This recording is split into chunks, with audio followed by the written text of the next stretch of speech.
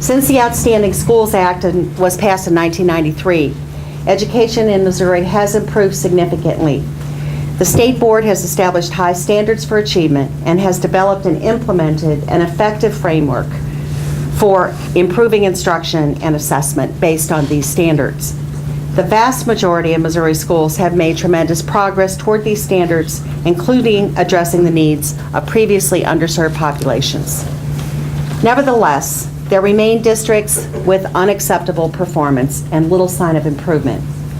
These districts are unaccredited or provisionally accredited, ranging from the city of St. Louis to Kansas City and from Haytide to Spickert R2, and serve close to 68,000 children. We cannot afford to allow over 7% of our student population to be at risk of where they live, because of where they live. Our greatest challenge is to find a way to meet student needs in every school, in every district, throughout the state of Missouri. Missouri is not alone in this challenge. Throughout the country, schools in urban areas and schools in remote rural areas, usually characterized by high concentrations of poverty, are failing to meet standards and failing to meet the needs of their children. In an age when international competition continues to grow, we cannot afford to squander the potential of even one child. In addition, there are districts making progress, which have maintained full accreditation, but which continue to have performance concerns. And there are districts in the state known for excellence, doing an outstanding job with the majority of their students, but still failing some individual or groups of children.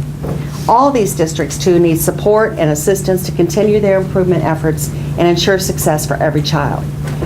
State law provides in part that the Commissioner of Education shall, and I quote, seek in every way to elevate the standards of efficiency of the instruction given in the public schools of the state. This is a job I've just taken and one I do not take lightly. This challenge to achieve universal proficiency is daunting. Too often, the schools and districts that struggle to meet the needs of their children are characterized by dysfunctional boards, competing community politics, and a lack of coordination between and among agencies serving children. While the current system supports most schools and districts in making improvement, it is clearly not sufficient to overcome these systemic deficits. We must come together as a state to make school improvement and proficiency for all children a priority, and chart a course of action to make this goal a reality. The lines between early childhood, K-12 education, higher education, and the workforce must be erased if we hope to sustain a consolidated vision of improvement and success for our state. In recent years, there's been significant interest in doing something to fix failing schools. Tuition tax credits, vouchers, charter schools, and other proposed solutions have all been put forward as silver bullets to solve the problem. I've come to believe that it's not that easy. I prefer to be proactive as opposed to reactive. Well-intentioned leaders, educational, political, business, and community, must come together to develop a comprehensive strategy for delivering high-quality educational systems to all the children of the state. This strategy must draw on the best practices and the most innovative ideas from across the world. It must ensure a systemic solution, a solution that endures political and social change.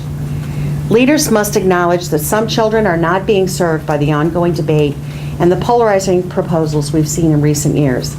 Education, as you know so well, is a bipartisan issue. We share common goals regarding the future of Missouri's children. A major priority this year is to provide, and these are the, Representative Wallace asked me to talk about obstacles. I prefer to talk about challenges, and that's what I'll do briefly. A major priority this year, and one of those challenges, will be to provide support and leadership in the national competition for $4.3 billion in Race to the Top funding from the Department of Education. This application must be submitted by the governor, signed by the president of the State Board of Education and me, and broadly supported by all constituency. I would include this committee in that as one of those groups. A successful application will require the best thinking of a diverse representative group from across the state. We're working with the governor's office right now to develop a plan for convening such a group and developing our proposal.